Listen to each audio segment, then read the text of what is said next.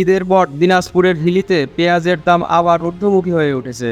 একদিনের ব্যবধানে দেশি পেঁয়াজের দাম বেড়েছে কেজিতে 10 টাকা।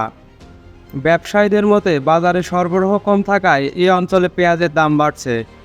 একদিন আগেও হিলিতে দেশি পেঁয়াজের দাম ছিল 80 টাকা কেজি। গতকাল তা বেড়ে 90 টাকায় বিক্রি হয়েছে। কম্প্যাক্ট ভ্যাট সিস্টেম ডেভেলপমেন্ট, দ্রব্যমূল্য হ্রাস ও ভবিষ্যৎ ভ্যাট দায়মুক্ত থাকার মূলমন্ত্র। ভ্যাট দায়মুক্ত থেকে লাভজনক ব্যবসা পরিচালনার বিশ্বস্ত সহযোগী দ্য রিয়েল কনসালটেশন। স্বচ্ছ ভ্যাট আইনে দক্ষ ন্যায্য ভ্যাট প্রদানে। অন্যদিকে আমদানিকৃত পেঁয়াজের দাম কেজিতে 5 টাকা বেড়েছে।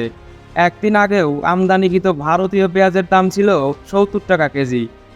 বর্তমানে তা বেড়ে দাঁড়িয়েছে 75 টাকায়। এদিকে গতকাল হিলি বাজার করে দেখা গেছে সেখানে দেশি পেঁয়াজের প্রয়োজনীয় সরবরাহ রয়েছে। তা সত্ত্বেও পেঁয়াজের দাম বাড়ছে, তবে হিলি বাজারগুলোয় আমদানিকৃত পেঁয়াজের সরবরাহ ঘাটতি রয়েছে। এ বিষয়ে হিলি বাজারের পেঁয়াজ ব্যবসায়ী আবুল হাসনাত বলেন, ঈদের কারণে হিলি স্থলবন্দর দিয়ে 8 দিন পেঁয়াজ আমদানি বন্ধ ছিল। এ সময় দেশের অন্যান্য স্থলবন্দর দিয়েও পেঁয়াজ আমদানি বন্ধ ছিল। তাই বাজারে ভারতীয় পেঁয়াজের সরবরাহ কম, ফলে দেশি পেঁয়াজের উপর চাপ বাড়ায় মোকামগুলোয় পেঁয়াজের দাম আবার ঊর্ধ্বমুখী হতে শুরু করেছে। তিনি আরও বলেন, বর্তমানে মোকামে পেঁয়াজের দাম মন প্রতি 3,300 টাকা।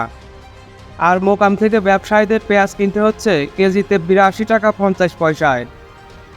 পরিবহন ও অন্যান্য খরচ মিলিয়ে ব্যবসায়ীরা তা বাজারে বিক্রি করছেন 90 টাকা কেজি। আবুল হাসনাত আরও জানান, ঈদের ছুটির পর গতকাল হিলি স্থলবন্দর দিয়ে পুনরায় আমদানি রপ্তানি শুরু হয়েছে।